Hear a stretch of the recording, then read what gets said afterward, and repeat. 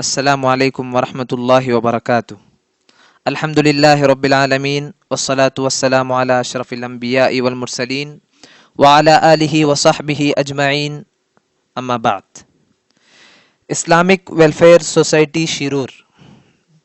تقریباً 30 سال سے یہ سوسائٹی سماج میں دینی و رفاہی خدمات انجام دیتے آ رہی ہے،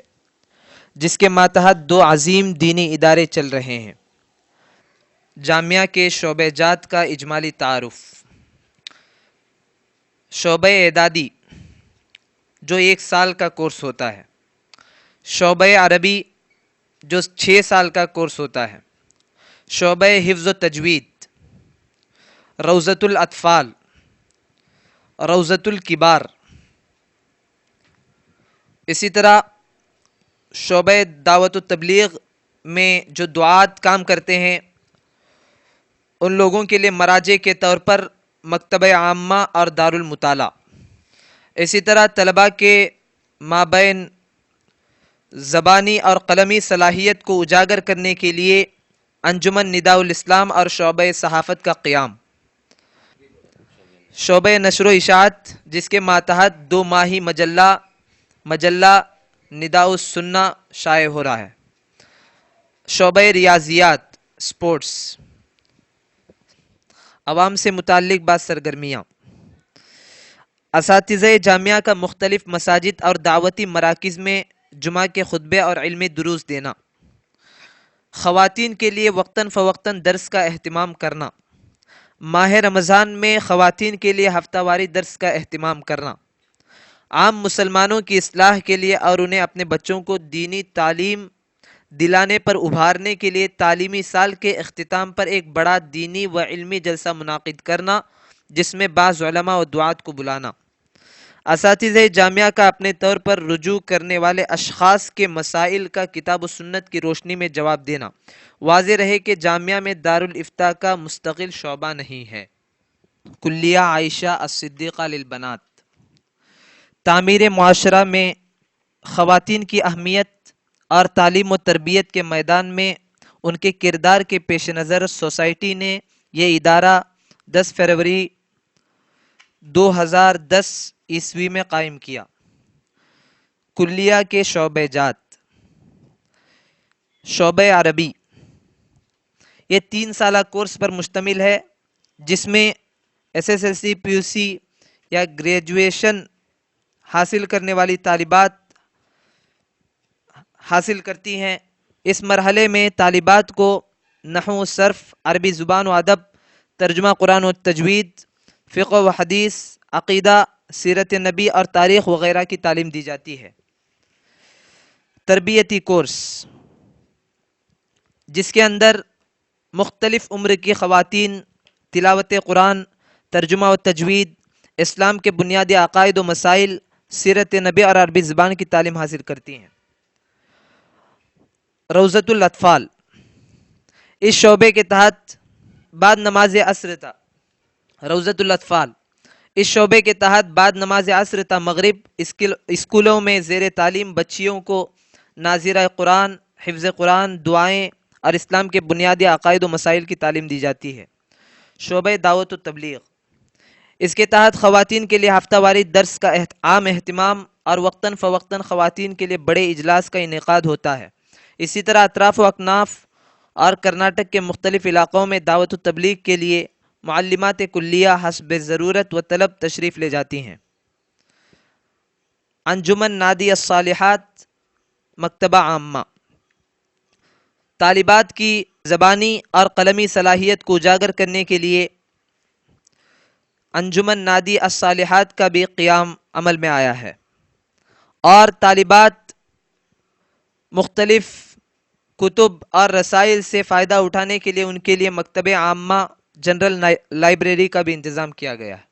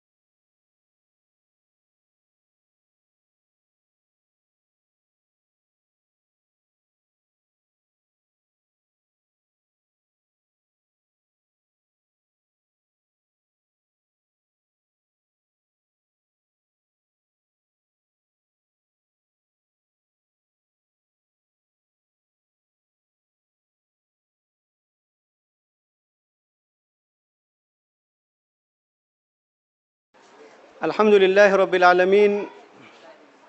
والصلاة والسلام على رسوله الكريم نبينا محمد صلى الله عليه وسلم وأشهد أن لا إله إلا الله وأشهد أن محمدا عبده ورسوله أما بعد فأعوذ بالله من الشيطان الرجيم بسم الله الرحمن الرحيم ولتكن منكم أمة يدعون إلى الخير ويأمرون بالمعروف وينهون عن المنكر وأولئك هم المفلحون. محترم و مکرم علماء کرام، طالبان علوم نبوت، ذمہ داران جامعہ اور ذمہ داران اسلامک ویلفیئر سوسائٹی، قوم ملت کے اخوان و خواتین اسلام، اللہ تعالیٰ نے امت محمدیہ کو دیگر امتوں کے درمیان یہ شرف اور فضیلت بخشی کہ اسے امت وسط یعنی سب سے بہتر و افضل اور کسی قسم کے افراد و تفریق سے محفوظ معتدل امت قرار دیا اور اسے لوگوں پر گواہ بنایا، جیسا کہ اللہ تعالیٰ کا ارشاد ہے وَكَذَلِكَ جَعَلْنَاكُمْ أُمَّةً وَسَطًا لِتَكُونُوا شُهَدَاءَ عَلَى النَّاسِ وَيَكُونَ الرَّسُولُ عَلَيْكُمْ شَهِيدًا، اور اسی طرح ہم نے تمہیں افضل امت بنایا ہے تاکہ تم لوگوں پر گواہ ہو جاؤ اور رسول تم پر گواہ ہو جائیں۔ اللہ تعالیٰ نے امت کو خیر امت کے لقب سے خیر امت کا لقب دیا اور ارشاد فرمایا کنتم خیر امت اخرجت للناس تأمرون بالمعروف وتنہون عن المنکر وتؤمنون باللہ، تم بہترین امت ہو جو لوگوں کے لیے پیدا کی گئی ہے کہ تم لوگوں کو نیک کاموں کا حکم دیتے ہو اور برے کاموں سے منع کرتے ہو اور اللہ پر ایمان رکھتے ہو۔ محترم سامعین و سامعات، آیت کریمہ سے واضح طور پر یہ بات معلوم ہوتی ہے خیر امت کا یہ شرف ہمیں ایمان کے ساتھ امر بالمعروف و نہی عن المنکر، بھلی باتوں کا حکم دینا اور خلاف شریعت امور سے منع کرنے کی امتیازی وصف کی وجہ سے دیا گیا ہے۔ یہی وجہ ہے کہ اللہ تعالیٰ نے اس امت پر واجب قرار دیا ہے کہ اس فریضہ الہی کی انجام دہی کے لیے اس امت میں ایک جماعت و گروہ ہمیشہ موجود رہیں۔ وَلْتَكُن مِّنكُمْ أُمَّةٌ يَدْعُونَ إِلَى الْخَيْرِ وَيَأْمُرُونَ بِالْمَعْرُوفِ وَيَنْهَوْنَ عَنِ الْمُنكَرِ وَأُولَئِكَ هُمُ الْمُفْلِحُونَ، تم ایک جماعت ایسی ہونی چاہیے جو بھلائی کی طرف بلائے اور نیک کاموں کا حکم دے اور برے کاموں سے روکے، اور یہی لوگ فلاح و نجات پانے والے ہیں۔ اسی طرح سورہ توبہ آیت نمبر 122 میں اللہ تعالیٰ نے مومنین میں سے ایک جماعت کو دینی تعلیم کے حصول اور تفقہ فی الدین اور دعوت تبلیغ کے مشن پر باقاعدہ لگے رہنے کا حکم دیا ہے، اور نبی صلی اللہ علیہ وسلم نے ملت کے ہر فرد کو تاکید فرمائی اور اس فریضے کے ترک پر شدید وعید سنائی ہے۔ حاضرین کرام، دعوت و تبلیغ، اصلاح و تربیت کی اہمیت کے پیش نظر اسلامک ویلفیئر سوسائٹی نے اپنے قیام کے بعد 1984 میں جامعہ دارالسنہ کو قائم کیا۔ اس سے پہلے اس کا نام مدرسہ صراط مستقیم تھا۔ فروری 2008 میں کلیہ عائشہ صدیقہ للبنات کو قائم کیا، جس میں باقاعدہ تعلیم کا آغاز 2010 سے ہوا، جہاں پر دینی تعلیم و تربیت کا منظم انتظام ہے۔ اسی طرح دعوت و تبلیغ اور دینی تعلیم و تربیت کے لیے وقتاً فوقتاً دینی پروگراموں کا انعقاد کرنا سوسائٹی کے امور میں داخل ہے، اور الحمدللہ سوسائٹی کے زیر اشراف دینی پروگرام منعقد ہوتے رہتے ہیں۔ آج کا یہ 2 روزہ تعلیمی و تربیتی ورکشاپ بھی اسلامک ویلفیئر سوسائٹی کے لاہ عمل کی ایک کڑی ہے، جس کے منعقد کرنے کا بنیادی اسباب میں سے ایک سبب حصول علم اور تزکیہ نفس ہے، کیونکہ حصول علم، تزکیہ نفس اور فکر آخرت ہر مسلمان پر لازم و ضروری ہے، کیونکہ اصل اور حقیقی کامیابی آخرت کی کامیابی ہے، اور یہ دنیاوی زندگی آخرت کی تیاری کے لیے فراہم کردہ ایک مستعار شے ہے۔ مگر افسوس کہ انسان دنیا کے عارضی چمک دمک میں پڑ کر اور شیطان کی مکر و فریب میں مبتلا ہو کر آخرت کی تیاری اور اپنی زندگی کے حقیقی مقصد کو فراموش کر دینا ہے، اور دنیاوی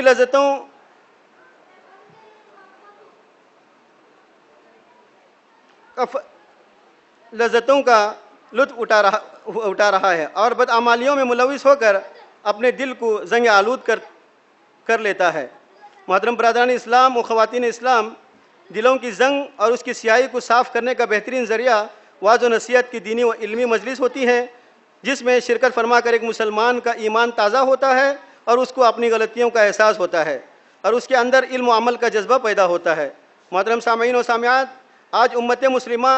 تاریخ کے بدترین دور سے گزر رہی ہے۔ غیر اقوام کے سارے اور بدترین رسم و رواج، مغربیت زدہ افکار، ماڈرن کلچر کے روحانیت کا سیلاب، حریت نسواں کے نام پر بے پردگی اور فیشن پرستی وغیرہ تمام برائیاں مسلم معاشرے میں پیوست ہوتی جا رہی ہیں۔ عقیدے کی خرابی اور بدعملی، شرک و بدعت عامت المسلمین کو اپنی گرفت میں جکڑے جا رہے ہیں۔ ایک طرف اعداء اسلام اپنی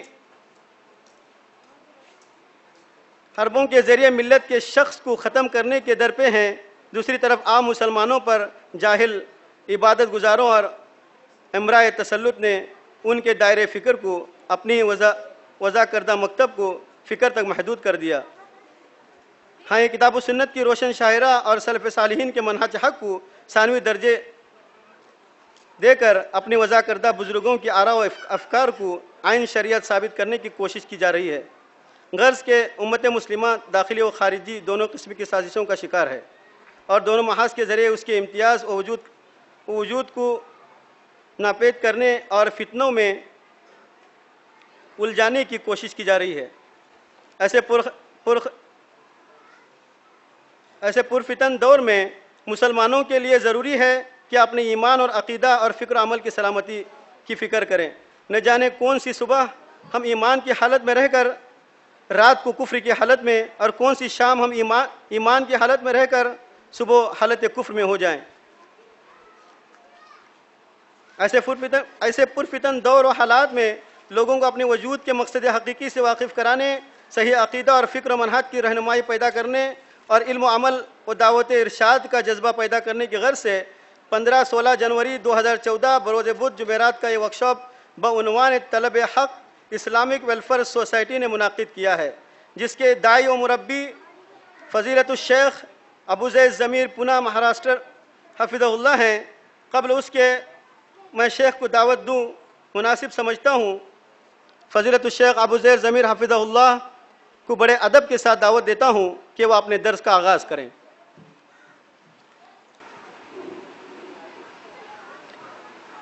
ان الحمد لله نحمده ونستعينه ونستغفره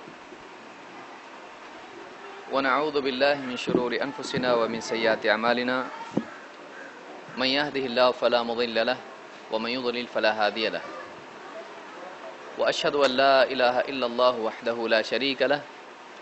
واشهد ان محمدا عبده ورسوله، اما بعد، فان خير الحديث كتاب الله، وخير الهدي هدي محمد صلى الله عليه وسلم، وشر الأمور محدثاتها، وكل محدثة بدعة، وكل بدعة ضلالة، وكل ضلالة في النار۔ قال الله تبارك وتعالى: قل هل ننبئكم بالأخسرين أعمالا الذين ضل سعيهم في الحياة الدنيا وهم يحسبون أنهم يحسنون صنعا۔ وقال النبي صلى الله عليه وسلم: ومن سلك طريقا يلتمس فيه علما سهل الله له به طريقا إلى الجنة۔ میرے دینی بھائیوں اور قابل احترام ماں اور بہنوں، اللہ رب العالمین کی توفیق سے آج ہم سب اس مبارک دینی مجلس میں جمع ہیں، اور یہ مقصد ایک دینی مقصد ہے۔ ساری دنیا کے لوگ اس وقت نہ جانے کن کن کاموں میں ہوں گے، اللہ کی توفیق سے، اللہ کے احسان سے، اللہ کے فضل سے اپنے اس وقت کو ہم اس تربیتی، تعلیمی اور دینی مجلس میں صرف کر رہے ہیں، یہ ہمارے لیے خود ایک سعادت کی چیز ہے،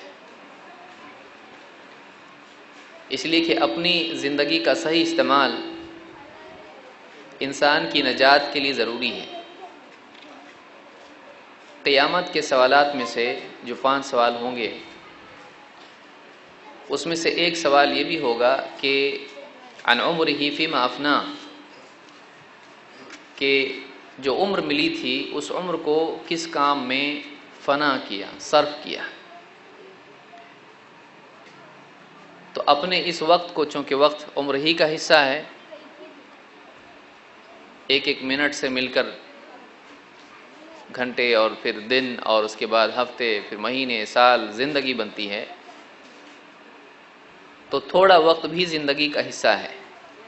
اور تھوڑا تھوڑا وقت مل کر ہی پوری زندگی بنتی ہے۔ بہت سے لوگ زندگی کے بارے میں بہت بڑے بڑے منصوبے بناتے ہیں، لیکن وقت کو غلط استعمال کرتے ہیں، لہٰذا نتیجتاً ان کی زندگی ضائع ہو جاتی ہے۔ تو جو انسان اپنے وقت کو صحیح استعمال کر رہا ہے وہ اپنی زندگی کو صحیح استعمال کر رہا ہے، اور جو اپنے وقت کو برباد کر رہا ہے وہ اپنی زندگی کو برباد کر رہا ہے، اس لیے کہ زندگی وقت کے سوا اور کسی اور چیز کا نام نہیں ہے، زندگی وقت ہی کا نام ہے۔ بس فرق یہ ہے کہ وقت کو آدمی چھوٹا کر کے دیکھتا ہے اور زندگی کو آدمی بڑا سمجھتا ہے، حالانکہ دیکھا جائے تو دونوں بھی ایک ہی ہیں، اس لیے کہ زندگی کب ختم ہوگی ہم کو معلوم نہیں۔ جس دن کو وہ صرف دن سمجھے ہوئے ہے وہ اس کی زندگی کا آخری دن بھی ہو سکتا ہے، وہی اس کی زندگی ہو سکتی ہے کہ بس اتنا ہی۔ لہٰذا اللہ رب العالمین نے اس مبارک مجلس میں، جس میں اللہ کی طرف سے خیر و برکت ہوتی ہے،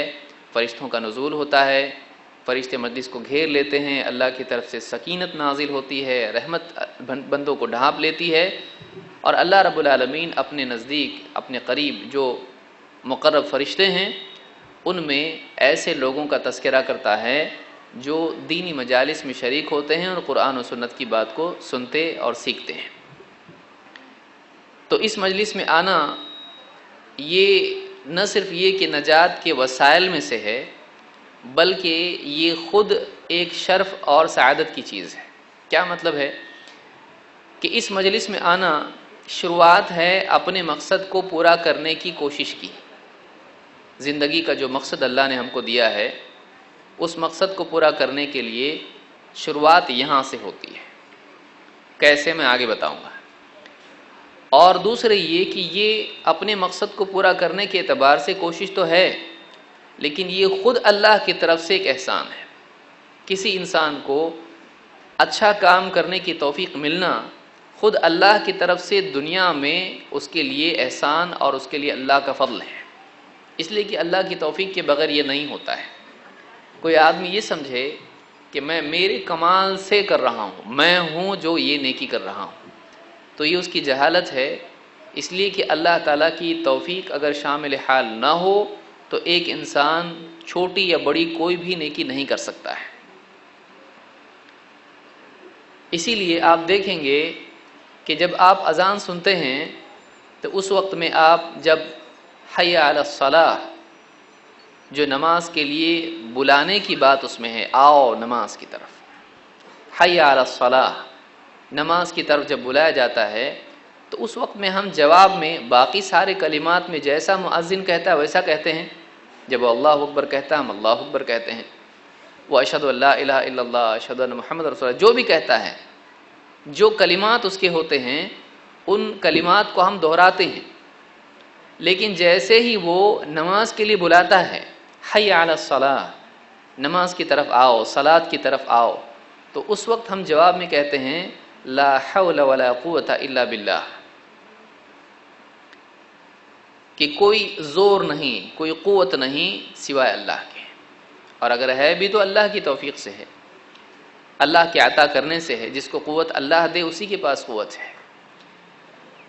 یہ کلمات ہم کیوں کہتے ہیں؟ اس کے ضمن میں حافظ ابن حجر نے فتح الباری میں علامہ طیبی کا قول یہاں پر ذکر کیا ہے کہ ہم یہ کیوں کہتے ہیں۔ کہتے ہیں ہم اس لیے کہتے ہیں کہ ہم اس بات کا اعتراف کرتے ہیں کہ مؤذن نے مجھ کو نماز کے لیے بلایا تو ہے، اور اب حدیث میں جیسے فَأَجِبْ دَاعِيَ اللَّهِ، اللہ کی داعی کی پکار پر تو جا، تو ظاہر بات ہے وہ ہم سے مطالبہ کر رہا ہے کہ آؤ، حی علی الصلاۃ، آؤ نماز کی طرف۔ اب اس مطالبے کو پورا کرنا ہے، اس لیے کہ وہ اپنی طرف سے نہیں بلا رہا ہے، وہ اپنے لیے نہیں بلا رہا ہے، وہ دنیا کے لیے نہیں بلا رہا ہے،